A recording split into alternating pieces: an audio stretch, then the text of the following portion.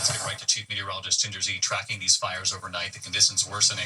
Also, the other major concern at this hour, the deep freeze, this new storm moving into the east. But Ginger, of course, let's start with these fires. A dangerous night ahead. Oh, David, terrifying night ahead with wind gusts that just came in at Magic Mountain in the San Gabriel Mountains of 86 miles per hour.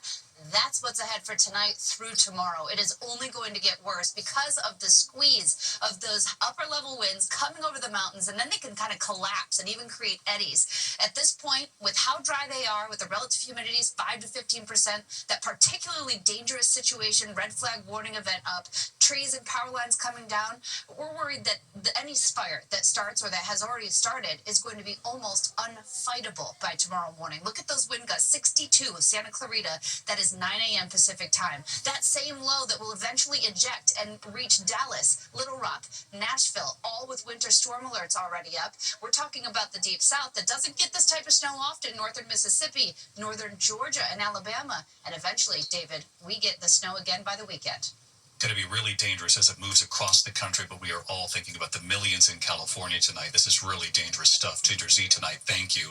We turn to the other news this evening, and this evening, President-elect Donald Trump refusing to rule out using the military to take control of Greenland and the Panama Canal, and also saying that Canada should become part of the U.S. Here's Selena Wang. President-elect Trump tonight doubling down on his push to take over Greenland and the Panama Canal, refusing to rule out using the military to do it. Can you assure the world that as you try to get control of these areas, you are not going to use military or economic coercion? No, I can't assure you on either of those two. But I can say this, we need them for economic security. The Panama Canal was built for our military. I'm not going to commit to that now. It might be that you'll have to do something.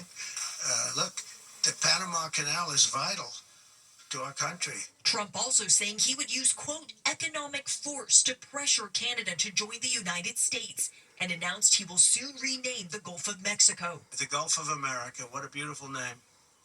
And it's appropriate.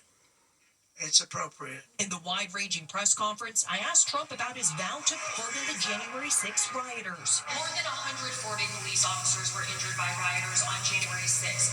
Will you pardon anyone who attacked a police officer? Well, you know, the only one that was killed was a beautiful young lady named Ashley Babbitt.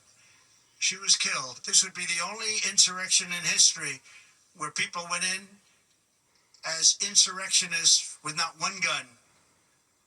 Okay, and let me tell you, the people that you're talking about have a lot of guns in their home for hunting and for shooting and for entertainment, a lot of good reasons. But there wasn't one gun that they found. Ashley Babbitt was shot by Capitol Police as the mob tried to storm the House chamber, but guns were found on several rioters. Today, Trump would not say if he would pardon those convicted of violent offenses, including assaulting police officers. And David, back to the president-elect's demands to take over the Panama Canal, Greenland, and Canada. Tonight, the Prime Minister of Denmark, which owns Greenland, is declaring Greenland is not for sale and will not be in the future either. And Canada's Justin Trudeau is saying there isn't a snowball's chance in hell that Canada would become part of the United States. David? Selena Wang tonight. Selena, thank you. We turn next tonight to the disturbing discovery following a JetBlue flight from New York City to Fort Lauderdale. The bodies of two men found dead in the landing gear wheel well. The plane had taken off from JFK. Victor Kendo from Florida. Tonight, authorities investigating after two men were found dead inside the landing gear compartment of this JetBlue airplane. The flight arriving from New York's JFK Airport to Fort Lauderdale overnight. A gate technician sounding the alarm during a post-flight inspection. The gate technician in the landing gear area noticed two males who appear to be signal 7, but they are not moving. Paramedics pronouncing the men dead at the scene. Detectives will be looking at all aspects contributing to the circumstances of this incident. A number of recent incidents raising security concerns. On Christmas Eve, a body found in the wheel well of a United flight from Chicago to Maui. That same day, a stowaway delaying a Delta flight from Seattle to Honolulu. TSA stating the passenger was screened at a security checkpoint, but bypassed the identity verification and made it through without showing a boarding pass. We can't have even one or two slip on board an airplane because of the obvious security risk. So the question here is, what in the world is going on? Where is the lapse in the procedures? And David, as for what happened here in Fort Lauderdale, JetBlue calling this heartbreaking, saying they'll work closely with authorities to understand how this happened.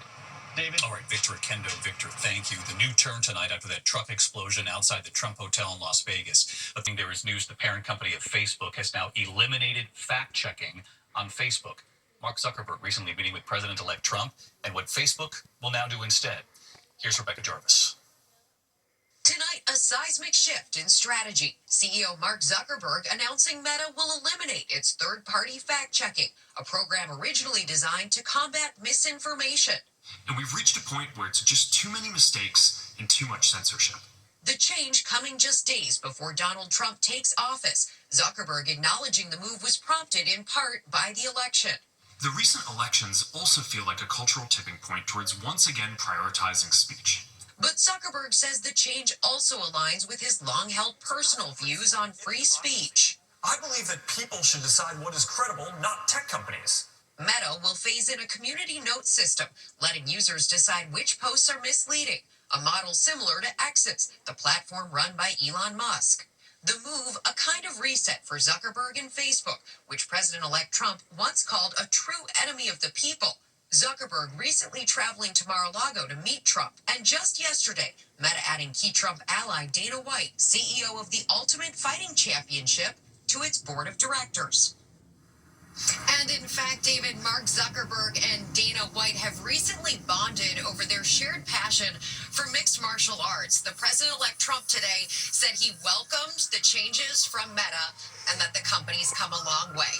David? All right, Rebecca Jarvis reporting. Rebecca, thank you. Overseas tonight, a powerful 7.1. Rebecca, thank you. Overseas tonight, a powerful 7.1 earthquake in Tibet near Mount Everest. Surveillance showing violent shaking, people running inside a store, debris crashing down. You can see the images here. At least 126 dead tonight, that number climbing. Buildings reduced to rubble. First responders racing to find survivors now. Finally tonight here, remembering Peter Yarrow, part of the famous folk trio Peter, Paul, and Mary. Peter Yarrow of Peter, Paul, and Mary, the legendary 1960s folk trio.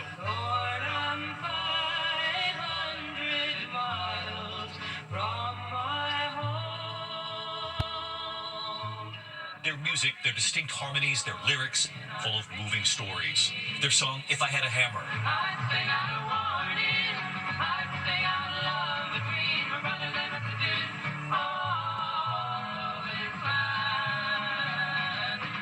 The timeless Puff the Magic Dragon. Puff the Magic Dragon, live by the sea. Sing it with us and frolic in the autumn mist. They would record John Denver's Leaving on a Jet Plane. I'm leaving on a jet plane. I don't know when I'll be back again. Peter Yarrow writing often with Paul Stuckey, the last surviving member of the group. Mary Travers died in 2009. Often lending their voices for civil rights and against Vietnam. How many times must the cannonballs fly before they're forever done? Peter Yarrow died at the age of 86 earlier today at home in New York City, surrounded by loved ones after a years-long battle with bladder cancer. Tonight here, Peter Yarrow, in his own words. America's genius is that we can change, and it can come from the people. But we have to stand up for what we believe in. The answer is blowing in the wind. Their music helped define an era. I'm David Muir. I'll see you tomorrow night. Good night.